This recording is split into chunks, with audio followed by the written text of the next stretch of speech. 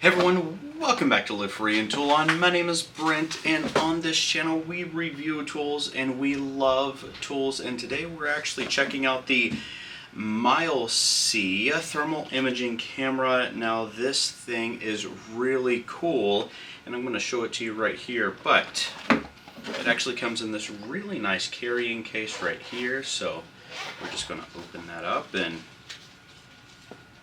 you can see it's just a regular carrying case there, nothing really much, but it's nice that it comes with one.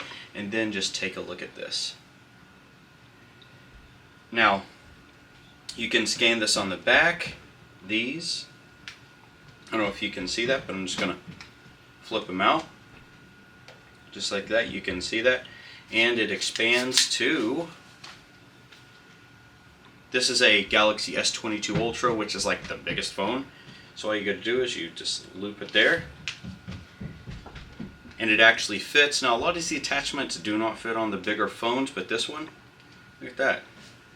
It actually fits really well. Now the cool thing about this is it is Bluetooth and it does connect to your phone, and your phone is pretty much just a display, which is actually really cool. And you want to do that because it can also send the images and the videos directly to your phone, so you're working with a little bit more intelligence, a little less, I don't know, complications. But what I will say is that the profile of this, everything about it, is really good. The battery life is super long. Now you may be thinking, what in the world is a thermal imaging camera?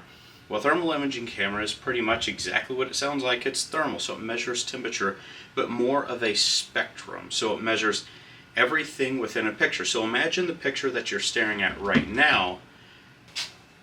This is what it would look like. You can see it shows all the temperatures, and you can see the green light like right over here. See that? That's showing the colder temperature. And then you can see right around here it's showing the hottest temperature in the red. Then you can see the center point right here, and that is showing what a thermal imaging camera looks like. Now with this one, this has so many different options, and we're going to go through those. But until then, stay tuned. I'm going to switch to the phone and show you all of the different options.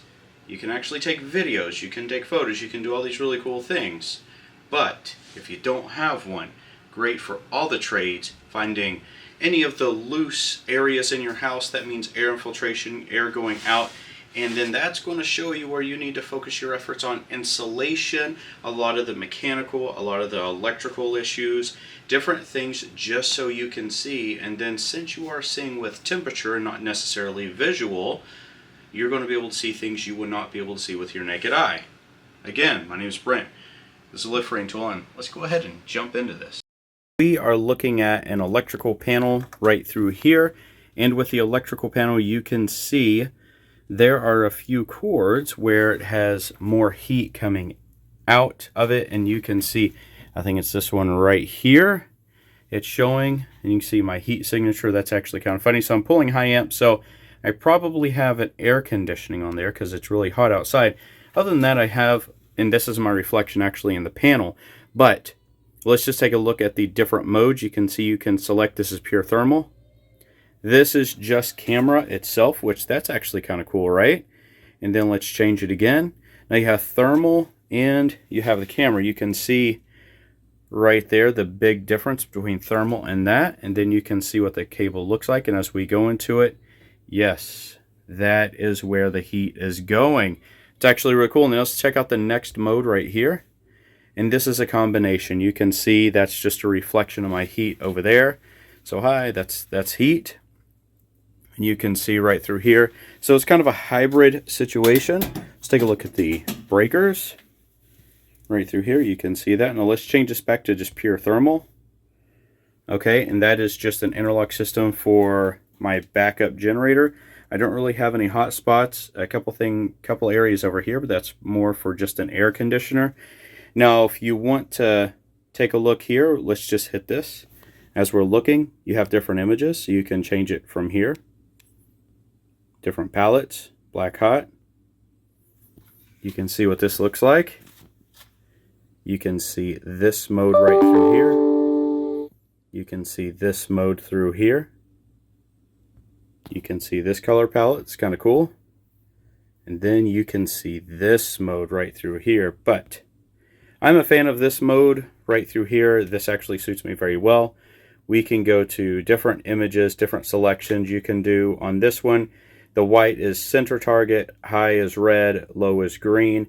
Then you can see some of the scaling on the sides through here. That's exactly what that means. I like to turn that off. I like to keep it pretty stable here. This is shutter correction too. So shutter correction is how often it changes, and it corrects through here as well. And then over on the side you can see that you have different temperature settings. You have emissivity, you have just the atmospheric temperatures, temperature distance as well. So that's 1 meter. So typically it's going to be accurate within 1 meter, which is 3 feet, but you can change that as well. You can go to 3 meters. You can go to 2. I think we all know what that means, but I like to set it right at 1 meter. That seems to work out just fine for me. Let's turn that off. Now, if we want to go and we want to look at some different things through here, you have different lines and then just a couple different things, right? So with all that being said, you have so many different items that you can use. And let's just take a look here. Measurement range. This is actually really good. This is -4 degrees to 300 degrees Fahrenheit. It will actually go up to 1,000 degrees from 212, which, as we should know, is the boiling point at 14.7 psi, which is atmospheric pressure. So you can have all these measurements through here, which this is actually pretty cool. And I think, with all that being said, what you really want to do is try this all back out. This is camera mode, so you can snap a picture if you really want to.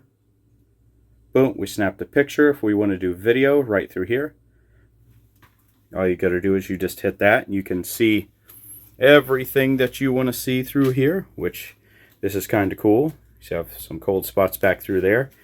And this is the experience that you want to have. Now, a couple things that I do want to talk about whenever I talk about thermal imaging camera is some of the things that I actually use it for, and this is on a practical basis. So let me switch back over to my other camera.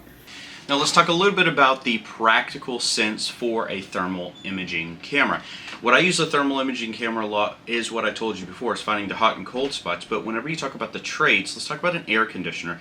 You can actually use a thermal imaging camera to describe and actually demonstrate how an air conditioner works. As you can see, the mini split coming in is around 74, 75, or it's a higher temperature. Coming out of an air conditioner, it's a really cold, and that's the darker color. Now what you're doing is you're removing the heat, or the heat energy, from the air itself through a chemical transaction, using convection and radiation, all these other different types of thermal dynamics. You're actually going to transfer it outside, where that's called the outdoor unit or the condenser, and then that's going to reject the heat, and you can see that from a thermal imaging camera of how heat is actually being moved and distributed and all that great stuff. And I think that's really important. Looking at vehicles, if you're a mechanic, you can see where some of the hot spots are.